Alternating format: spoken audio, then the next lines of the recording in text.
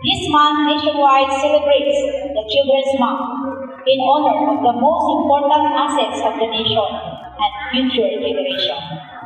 With the theme, Online Sexual Abuse or Exploitation of Children, USAID, and Child Sexual Abuse or Exploitation Materials, ISAID, Wakasan, Kaligtasan at Karapatan ng Bata, Ipaglaban.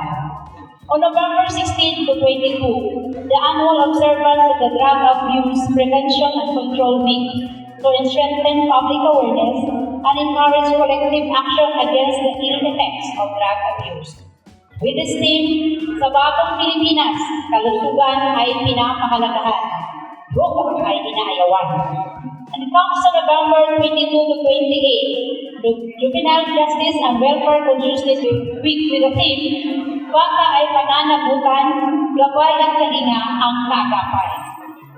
And on November 25 to December 12, commemorates the Violence Against Women Free Philippines and the PSWDO through its various programs for the less fortunate and vulnerable sectors remains steadfast in ensuring that no one in our province is left behind.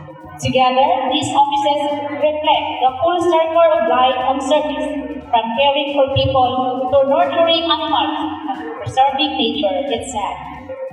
This is what makes the provincial government of Bukidnon's accomplishment truly remarkable. They are not just the statistics or projects, but stories of compassion, resilience, and shared hope.